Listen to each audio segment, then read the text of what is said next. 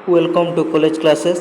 तो बर्तमान आम डिस्कसन करवा +3 फास्ट इयर फास्ट सेमिस्टर रो सब्जेक्ट एईसी ओडिया रो प्रथम यूनिट शब्दर संज्ञा और शब्द गठन। यह हूँ प्रथम यूनिट। यार केते गुड़े पॉइंट रही जहाँ बर्तमान डिस्कसन करवा। शब्दर अर्थ और संज्ञा कौन, रूपी बहुत इंपोर्टेंट कौन अटे, यह शब्दर प्रकार भेद, यह मध्य रूपी व्यवहार किपरि होता है, विभिन्न प्रकार शब्द यह डिस्कसन करवा। व्युत्पत्तिगत दृष्टि शब्द केते प्रकार यही गुड़िक आज आलोचना करवा। तो लेट्स डिस्कस इट।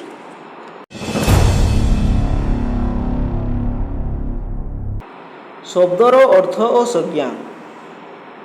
मनीष निज भाव को अन्य आगे प्रकाश करने भाषा को माध्यम करें। गोटे व्यक्ति अन्य व्यक्ति सहित किपरि मनर भाव को आदान प्रदान कर ताहार माध्यम होची भाषा। भाषा द्वारा आम अन्य आगे निजर भावर प्रकाश करिथाउ। मनीषर भाषा मुख निसृत ध्वनि गुड़कर पद्धतिबद्ध अभिव्यक्ति। आम जो मुख निसृत ध्वनि गुड़क बाहर ताहा पद्धतिबद्ध। यही पद्धतिबद्ध ध्वनि जोड़ा गुड़ाक अर्थ प्रकाशक होता है। गोटे व्यक्ति कहला कचट अम, यार किसी अर्थ रही किंतु ध्वनि गुड़िकर अर्थ प्रकाश रहिले अन्य व्यक्ति ताहा बुझी पारिबो। जेपरि आवाज बोधक ध्वनि बा अक्षर यार किछि किछि अर्थ बाहरुछि। ध्वनि हेउछि भाषार आत्मा एवं शब्द हेउछि भाषार शरीर। ध्वनि बा ध्वनि समष्टि अर्थ प्रकाश कले शब्द पदवाच्य होता है। किपरि पदवाच्य होता है? ध्वनि बा ध्वनि समष्टि अर्थ प्रकाश कले शब्द पदवाच्य होता है। भाषा संरचनार प्राथमिक उपादान हेउछि शब्द।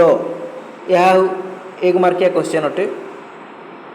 भाषा संरचनार प्राथमिक उपादान हेउछि शब्द। शब्द कौन रही? वर्ण समष्टि अर्थ प्रकाश कले शब्द कहुए, यथा फल फूल पानी इत्यादि। जदि अर्थ प्रकाश न कले ताहा शब्द पदवाच्य हो पारिबो नहीं। यथा कफल यार किसी अर्थ रही, बलम यार मध्य किसी अर्थ नहीं। नदर रूपीम कौन? भाषा व्यवहृत होता सर्वनिम्न अर्थयुक्त एक रूपीम बोली कहुए। यह बहुत इंपोर्टेंट क्वेश्चन हो पारे। रूपीम दुई प्रकार। केते प्रकार? रूपीम दुई प्रकार। प्रथमटी है मुक्त रूपीम, अन्यटी है बद्ध रूपीम। कौन कौन? जो रूपीम अन्य कौन रूपीम बिना सहायता भाषा व्यवहृत होता है ताकू मुक्त रूपीम कहुए। जो रूपीम अन्य कौन रूपीम बिना सहायता भाषा व्यवहार होता है। अन्य कौन भाषार सहायता जो रूपी व्यवहृत होता है ताकू मुक्त रूपीम कहुए। अन्य सहित व्यवहृत हो न था। मात्र जो रूपीम अन्य कौन रूपीम सह युक्त हो व्यवहृत होते ताकू बद्ध। मन रखिबार पॉइंट है अन्य सहित व्यवहार होते ताकू बद्ध कह। मुक्त रूपीम है माछ भात गछ फल इटा प्रभृति। बद्ध रूपीम है यथा पाणिया पानी युक्त आ लगी, पखाड़िया पखाड़ सुक्त या लगी, सापुआ आ लगी। यह सब बद्ध रूपीम। शब्दर प्रकार भेद कौन? तृतीय पॉइंट है शब्दर प्रकार भेद। शब्द साधारणतः दुई प्रकार। केते प्रकार? यह मध्य इंपोर्टेंट क्वेश्चन हो पारे। सरल और यौगिक। सरल शब्द, यौगिक शब्द। एक रूपीम विशिष्ट शब्द को सरल शब्द कहुए। यह गोटे मार्क क्वेश्चन हो पारे। यथा साग भात डाली आंब प्रभृति। यह हूँ रूपीम विशिष्ट शब्द, सरल शब्द कहुए। यहाँ जो शब्द एकाधिक रूपीम व्यवहार होता है ताकू यौगिक बा व्युत्पन्न शब्द कहुए। यथा सागुआ सागयुक्त उआ, काठुआ काठयुक्त उआ, पढ़ुआ पढ़युक्त उआ। यह हूँ शब्द ଯୌଗିକ ଶବ୍ଦ ମୁଖ୍ୟତଃ ତିନି ପ୍ରକାରରେ ବ୍ୟୁତ୍ପନ୍ନ ହୋଇଥାଏ। ପ୍ରଥମଟି ହେଲା କ୍ରିୟା ଧାତୁ ସହ ପ୍ରତ୍ୟୟ ଯୋଗରେ ବ୍ୟୁତ୍ପନ୍ନ ଶବ୍ଦ। ଦ୍ୱିତୀୟଟି ହେଲା ଶବ୍ଦ ସହ ପ୍ରତ୍ୟୟ ଯୋଗରେ ବ୍ୟୁତ୍ପନ୍ନ ଶବ୍ଦ। ତୃତୀୟଟି ହେଲା ଶବ୍ଦ ସହ ଶବ୍ଦ ଯୋଗରେ ବ୍ୟୁତ୍ପନ୍ନ ଶବ୍ଦ। ପ୍ରଥମଟି ବର୍ତ୍ତମାନ ଡିସ୍କସନ୍ କରିନେବା କ'ଣ? କ୍ରିୟା ଧାତୁ ସହ ପ୍ରତ୍ୟୟ ଯୋଗରେ ବ୍ୟୁତ୍ପନ୍ନ ଶବ୍ଦ। ଏହି ପର୍ଯ୍ୟାୟରେ ଶବ୍ଦ ଗୁଡ଼ିକ ଗଠନ ରୀତି ହେଲା ଧାତୁ ସହ ପ୍ରତ୍ୟୟ ଯୋଗ ହୋଇ ଯୌଗିକ ଶବ୍ଦ ଉତ୍ପତ୍ତି ହୋଇଥାଏ। ଯଥା ଶୁଣ ଯୁକ୍ତ ଶୁଣା, ଏହା କ୍ରିୟା ଓ ଶୁଣ ମଧ୍ୟରେ ସହ ପ୍ରତ୍ୟୟ ଆ ଯୋଗ ହୋଇଛି, ତେଣୁ ହେଲା ଶୁଣା ହେଲା। ଦ୍ୱିତୀୟଟି ହେଲା ଶବ୍ଦ ସହ ପ୍ରତ୍ୟୟ ଯୋଗରେ ବ୍ୟୁତ୍ପନ୍ନ ଶବ୍ଦ। ଶବ୍ଦ ସହ ପ୍ରତ୍ୟୟ ଯୋଗରେ ବ୍ୟୁତ୍ପନ୍ନ ଶବ୍ଦ। ଏଠାରେ ଶବ୍ଦ ସହିତ ପ୍ରତ୍ୟୟ ଯୋଗ ହୋଇଥାଏ। କେଉଁଠାରେ ଶବ୍ଦ ସହିତ ପ୍ରତ୍ୟୟ ଯୋଗ ହେଲେ ବ୍ୟୁତ୍ପନ୍ନ ଶବ୍ଦ ହୋଇଥାଏ। ଗୋଟିଏ ଅନ୍ୟ ପ୍ରକାର, ଯେପରି ଶବ୍ଦ ପାଣି, ପାଣି ସହିତ ଆ ପ୍ରତ୍ୟୟ ଯୋଗ ହେଲେ କ'ଣ ହୁଏ? ପାଣିଆ, ପାଣିଆ। କାଠୁଆ ଶବ୍ଦରେ କ'ଣ ଯୋଗ ହୁଏ? ଉଆ, ଉଆ ହେଲା। କୁରୁଯୁକ୍ତ କୌରବ, ରଘୁଯୁକ୍ତ ରାଘବ। ତୃତୀୟ ପଏଣ୍ଟଟି ହେଲା ଶବ୍ଦ ସହିତ ଶବ୍ଦ ଯୋଗରେ ବ୍ୟୁତ୍ପନ୍ନ ଶବ୍ଦ କିପରି ହୋଇଥାଏ? ଏଠାରେ ଶବ୍ଦ ସହିତ ଶବ୍ଦ ଯୋଗ ହୋଇ ଯୌଗିକ ଶବ୍ଦ ଗଠିତ ହୋଇଥାଏ।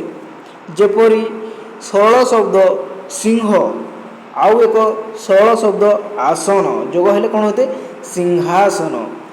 ଏଠାରେ ଶବ୍ଦ ସହିତ ଶବ୍ଦ ଯୋଗ ହୁଏ। ସିଂହ ଗୋଟିଏ ଶବ୍ଦ, ଆସନ ଗୋଟିଏ ଶବ୍ଦ, କିନ୍ତୁ ମିଶି ଗୋଟିଏ ହେଲା ସିଂହାସନ। ଓଡ଼ିଆ ଭାଷାରେ ଏଗୁଡ଼ିକ ସମାସ ସିଦ୍ଧ ପଦ ବୋଲି କହିଥାନ୍ତି। କାହାକୁ? ଘନଯୁକ୍ତ ଶ୍ୟାମ, ଘନଶ୍ୟାମ, ଗୋଟିଏ ଘନ ଗୋଟିଏ ଶ୍ୟାମ, ଦୁଇଟା ମିଶି କ'ଣ ହେଲେ?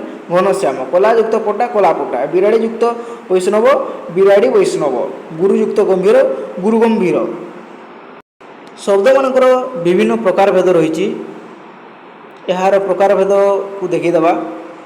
ଶବ୍ଦ ବିଭିନ୍ନ ପ୍ରକାର ଶବ୍ଦ କ'ଣ କ'ଣ ରହିଛି? ପ୍ରତ୍ୟେକ ଭାଷାର ମୂଳପିଣ୍ଡ କିଛି ମୌଳିକ ଶବ୍ଦର ସମଷ୍ଟିରେ ଗଠିତ ହୋଇଥାଏ। ଭାଷାର ପ୍ରାଥମିକ ଅବସ୍ଥାରେ ଏହି ଶବ୍ଦଗୁଡ଼ିକ ସେହି ଭାଷାଭାଷୀଙ୍କ ଦ୍ୱାରା ସର୍ବଜନୀନ ଅର୍ଥବୋଧକ ହୋଇଥାଏ। ପରବର୍ତ୍ତୀ କାଳରେ ସେହି ଭାଷାଭାଷୀ ଅନ୍ୟାନ୍ୟ ଭାଷାରୁ ଶବ୍ଦ ଆହରଣ ପୂର୍ବକ ଶବ୍ଦ ଭଣ୍ଡାର ବୃଦ୍ଧି କରିଥାନ୍ତି।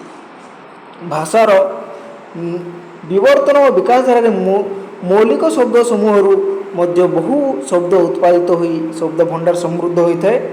ଓଡ଼ିଆ ଭାଷାରେ ମୌଳିକ ଶବ୍ଦ ପ୍ରଥମେ ରହିଥିଲା, ପରେ ସ୍ୱକୀୟ ଆହରଣ ଓ ଉତ୍ପାଦନ କ୍ଷମତା ବଳରେ ଓଡ଼ିଆ ଭାଷା ବହୁ ଭାଷାରେ ଶବ୍ଦ ଆହରଣ ପୂର୍ବକ ବିଶାଳ ଶବ୍ଦ ଭଣ୍ଡାରରେ ଅଧିକାରୀ ହୋଇପାରିଛି ହେଲା।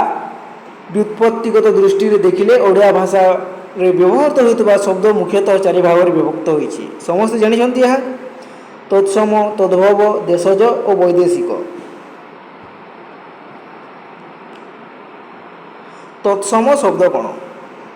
ତତ୍ସମ ଶବ୍ଦ ହେଲା ତତ୍ସମ ଅର୍ଥାତ୍ ତାହା ସହିତ ସମାନ। ତତ୍ ସମ, ତଦ୍ଯୁକ୍ତ ସମ ହେଲା ତତ୍ସମ। ତାହା ସହିତ ସମାନ, ତାହା ପରି।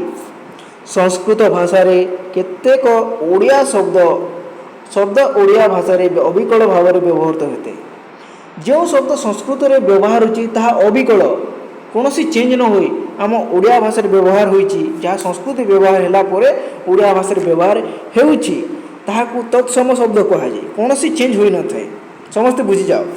ସଂସ୍କୃତ ଭାଷା ସହିତ ଓଡ଼ିଆ ଭାଷାର ସମାନତା ରହିଛି, ନିଶ୍ଚିତ ଭାବରେ ରହିଛି। ତେଣୁ ଏହାକୁ ତତ୍ସମ ଶବ୍ଦ କୁହାଯାଏ। ଉଦାହରଣ ସ୍ୱରୂପ ସୂର୍ଯ୍ୟ, ଭାସ୍କର୍ଯ୍ୟ, ପ୍ରଭାତ ଏହା ସଂସ୍କୃତରେ ମଧ୍ୟ ବ୍ୟବହାର ହୋଇଥାଏ, ଯାହା ଅବିକଳ ଭାବେ ଆମ ଓଡ଼ିଆ ଭାଷାରେ ମଧ୍ୟ ବ୍ୟବହାର ହୋଇଥାଏ। ତଦ୍ଭବ ଶବ୍ଦ, ତଦ୍ଭବ କ'ଣ ରହିଛି? ତଦ୍ଭବ ଅର୍ଥ ହେଉଛି ତହିଁରୁ ଉଦ୍ଭବ ବା ଜାତ। ତହିଁରୁ ଉଦ୍ଭବ ଅର୍ଥାତ୍ ସଂସ୍କୃତର ଉଦ୍ଭବ ବୋଲି ତଦ୍ଭବ ଶବ୍ଦ କୁହାଯାଏ। ଓଡ଼ିଆ ଭାଷାର ବ୍ୟବହୃତ କେତେକ ଶବ୍ଦ ସଂସ୍କୃତ ଭାଷାରୁ ଓଡ଼ିଆକୁ ଆସିବା ବେଳେ ସାମାନ୍ୟ ପରିବର୍ତ୍ତିତ ହୋଇ ଅନୁଭୂତ ହୋଇଥାଏ। ସଂସ୍କୃତରୁ ଆସିଛି କିନ୍ତୁ କିଛି ଚେଞ୍ଜ ହେଇଛି, କିଛି ଚେଞ୍ଜ ହୋଇ ତାହା ଓଡ଼ିଆ ଭାଷାରେ ବ୍ୟବହାର ହୋଇଛି। ତାହାକୁ ତଦ୍ଭବ ଶବ୍ଦ ବୋଲି କୁହାଯାଏ। ପ୍ରାଚୀନ ଆର୍ଯ୍ୟ ଭାଷା ପାଲି ପ୍ରାକୃତ ଏବଂ ଅପଭ୍ରଂଶ ଦ୍ୱାରା ଓଡ଼ିଆ ନବ୍ୟ ଭାରତୀୟ ଆର୍ଯ୍ୟ ଭାଷାରେ ପରିଣତ ହୋଇଛି। ଏହା କେତୋଟି ଉଦାହରଣ ହେଲା ଅଗ୍ର, ଅଗ, ଆଦ୍ରକ, ଅଦା। ତୃତୀୟ ପଏଣ୍ଟଟି ହେଲା ଦେଶଜ ଶବ୍ଦ। ଦେଶଜ ଅର୍ଥ ସମସ୍ତେ ବୁଝିପାରୁଛନ୍ତି, ଦେଶୀ ଶବ୍ଦ। ବହୁ କାଳରୁ ଓଡ଼ିଆ ଭାଷାରେ ପ୍ରଚଳିତ କେତେକ ଶବ୍ଦର ମୂଳ ଉତ୍ସ ନିର୍ଣ୍ଣୟ ହୋଇପାରିନାହିଁ, ଆଉ ସେହିପରି ମୂଳ ଉତ୍ସ ହୋଇନଥିବା ଶବ୍ଦ ଗୁଡ଼ିକୁ ଦେଶଜ ଶବ୍ଦ ବୋଲି କୁହାଯାଏ। କୌଣସି ଭାଷାରୁ ସେ ତା'ର ଉତ୍ସ ନାହିଁ, ତେଣୁ ତାହାକୁ ଦେଶଜ ଭାଷା ବୋଲି କୁହାଯାଏ। ଅନ୍ୟ ଅର୍ଥରେ କହିବାକୁ ଗଲେ ଯେଉଁ ଶବ୍ଦ ଗୁଡ଼ିକର ମୂଳ ସଂସ୍କୃତ ବା ସଂସ୍କୃତରୁ ବ୍ୟୁତ୍ପନ୍ନ ପ୍ରକୃତ ଓ ଅପଭ୍ରଂଶ ଭାଷା ଗୁଡ଼ିକରୁ ନିର୍ଦ୍ଧାରିତ ହୋଇନାହିଁ, ଯାହା ସଂସ୍କୃତ ବା ତାହା ତଦ୍ଭବ ଶବ୍ଦ ନୁହେଁ, ସଂସ୍କୃତରୁ ବା ସଂସ୍କୃତରୁ କିଛି ଚେଞ୍ଜ ହୋଇନାହିଁ, ତାହାକୁ ଦେଶଜ ଶବ୍ଦ କୁହାଯାଏ। ସେଗୁଡ଼ିକ ଦେଶଜ ଶବ୍ଦ ବୋଲି ଅଭିହିତ କରାଯାଇପାରେ। ଓଡ଼ିଆ ଭାଷାରେ ବ୍ୟବହୃତ ହେଉଥିବା ବିଭିନ୍ନ ଭାରତୀୟ ଆର୍ଯ୍ୟ ଭାଷା ଅର୍ଥାତ୍ ଷ୍ଟ୍ରିକ୍ ବା ଦ୍ରାବିଡ଼ ପରିବାର ଅନ୍ତର୍ଗତ ବିଭିନ୍ନ ଭାଷାର ଉପଲବ୍ଧ ହୋଇଥାଏ, ଯାହାକୁ ଉତ୍ପନ୍ନ ଦେଶଜ ଶବ୍ଦ ବୋଲି କୁହାଯାଇଥାଏ। ସେମାନଙ୍କ ମଧ୍ୟରେ କ'ଣ ହୋଇଥାଏ?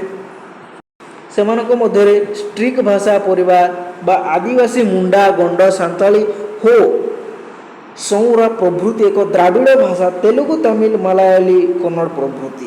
ଦ୍ରାବିଡ଼ ମୂଳ ଭାଷା କ'ଣ ରହିଛି? ବହୁ ପ୍ରାଚୀନ କାଳରୁ ବିଭିନ୍ନ କାରଣରୁ ଦ୍ରାବିଡ଼ ଭାଷାଭାଷୀ ଲୋକ ଓଡ଼ିଶାକୁ ଆସିଛନ୍ତି। ହଁ, ସେହି ସ୍ଥାନରେ କିଛି ପରିବର୍ତ୍ତନ ହୋଇଥିବ, କିଛି ପ୍ରାକୃତିକ ବିପର୍ଯ୍ୟୟ ଆସିଥିବ, ତେଣୁ ଏହି ଆମ ଓଡ଼ିଶାକୁ ଚାଲି ଆସୁଛନ୍ତି। ସେମାନେ ଭାଷା ସହ ଓଡ଼ିଆ ପ୍ରତ୍ୟକ୍ଷ ସମ୍ପର୍କକୁ ସେମାନଙ୍କ ଭାଷାକୁ କେତେକ ଶବ୍ଦ ଓଡ଼ିଆରେ ଭାଷାରେ ମିଶିଛି। ସେମାନେ ଯେଉଁ ଭାଷା କହୁଛନ୍ତି ଆମ ଓଡ଼ିଶାକୁ ଆସି ତାଙ୍କ ଭାଷା ଓଡ଼ିଆ ଭାଷାରେ ମିଶ୍ରଣ ଘଟିଛି। ଦ୍ରାବିଡ଼ଙ୍କ ପାଖରୁ ଆସିଥିବା ଶବ୍ଦ ଗୁଡ଼ିକୁ ବ୍ୟୁତ୍ପନ୍ନ ଦେଶଜ ଶବ୍ଦ କୁହାଯାଏ, କାରଣ ଓଡ଼ିଆ ଦେଶଜ ଶବ୍ଦ ଗୁଡ଼ିକ ମଧ୍ୟରୁ କେତେକର ମୂଳ ଦ୍ରାବିଡ଼ ଭାଷାରୁ ଆସିଛି। ଏଠାରେ କେତେଗୁଡ଼ିଏ ଉଦାହରଣ ରହିଛି, ଯଥା ଅଗାଡ଼ି ତେଲୁଗୁ ଭାଷା, ତାମିଲ ଭାଷା ହେଲା ଆରିସା, ମାଲାୟାଲମ ବାଡ଼। ଆଦିବାସୀମାନଙ୍କର ଭାଷା ମଧ୍ୟରୁ ହେଲା ସାନ୍ତାଳ, ସଉରା, ହୋ। ସାନ୍ତାଳୀମାନେ କେଉଁ ଭାଷା ବ୍ୟବହାର କରନ୍ତି, ତାଙ୍କ କେତେଗୁଡ଼ିଏ ଶବ୍ଦ ହେଲା ଅଝଟ, ଅରଣା, ଅଲନ୍ଧୁ, ଅସଣା। ସଉରା ଭାଷା ମଧ୍ୟରେ ହେଲା କୁଣ୍ଢେଇ। ହୋରେ ହେଲା ଗେଣ୍ଡା, ପେଡ଼ି, ବତା ହେଲା। ବୈଦେଶିକ ଭାଷା କ'ଣ? ବୈଦେଶିକ ବା ବିଦେଶୀ ଶବ୍ଦ। ଅତୀତରେ ବିଭିନ୍ନ ସମୟରେ ବହୁ ବିଦେଶୀ ଓଡ଼ିଶାକୁ ଆସି ଶାସନ କରିଛନ୍ତି। ତାଙ୍କ ଶାସନ କାଳରେ ଓଡ଼ିଆ ସହ ପାର୍ସୀ, ଆରବୀ, ପର୍ତ୍ତୁଗୀଜ, ତୁର୍କୀ, ମରାଠୀ, ଇଂରାଜୀ ଇତ୍ୟାଦି ବହୁ ଭାଷା ଶବ୍ଦର ମିଶ୍ରଣ ଘଟିଛି। ସେମାନେ ଆସିଛନ୍ତି ଆଉ ଆମ ଓଡ଼ିଆ ଭାଷା ସହିତ ତାଙ୍କର ମିଶ୍ରଣ ହୋଇସାରିଛି। ପରବର୍ତ୍ତୀ ସମୟରେ ସେଗୁଡ଼ିକ ଓଡ଼ିଆ ଭାଷାରେ ପ୍ରଚଳିତ ହୋଇଛି। ସେଗୁଡ଼ିକ ହେଲା ଯବନିକ ଓ ୟୁରୋପୀୟ। ଯବନିକ କ'ଣ? ଯବନମାନଙ୍କର ଦ୍ୱାରା ଆସିଥିବା ଶବ୍ଦ ଯାବନିକ, ଅର୍ଥାତ୍ ମୁସଲମାନମାନେ ଆସି ଶାସନ କରିଥିଲେ। ସେମାନଙ୍କ ଶବ୍ଦ ଆମ ଓଡ଼ିଆ ଭାଷା ସହିତ ମିଶି ସାରିଛି। ସେମାନଙ୍କର ଦ୍ୱାରା ଭାଷା ଯେଉଁ ଥିଲା ପାର୍ସୀ, ଆରବୀ, ତୁର୍କୀ ପ୍ରଚଳିତ ହୋଇଛି। ପାର୍ସୀ ଶବ୍ଦ ହେଲା ଓସ୍ତାଦ, ଆରବୀ ଭାଷା ହେଲା ତାରିଖ, ତୁର୍କୀ ଶବ୍ଦ ହେଲା କଇଁଚି। ୟୁରୋପୀୟ ଶବ୍ଦ କ'ଣ ରହିଛି? ୟୁରୋପୀୟ ଭାଷା ସହିତ ଘନିଷ୍ଠ ସମ୍ପର୍କ ରହିଛି। ଅନେକ ଭାଷା ଓଡ଼ିଆରେ ପ୍ରବେଶ ପାଇଛନ୍ତି। ଇଂରାଜୀ ଭାଷାର ବ୍ୟବହୃତ ଶବ୍ଦଗୁଡ଼ିକ ସଂଖ୍ୟା ସର୍ବାଧିକ। ପରିମାଣ ଦୃଷ୍ଟିରୁ ପର୍ତ୍ତୁଗୀଜ ଦ୍ୱିତୀୟ ସ୍ଥାନ ଗ୍ରହଣ କରେ। ଅନ୍ୟାନ୍ୟ ୟୁରୋପୀୟ ଦେଶଜ ମଧ୍ୟରୁ ଅନେକ ଶବ୍ଦ ଓଡ଼ିଆକୁ ଆସିଛନ୍ତି। ତ ଏହା ଥିଲା +3 ଫାର୍ଷ୍ଟ ଇୟର୍ ଫାର୍ଷ୍ଟ ସେମିଷ୍ଟାରର ପ୍ରଥମ ୟୁନିଟ୍। ଧନ୍ୟବାଦ।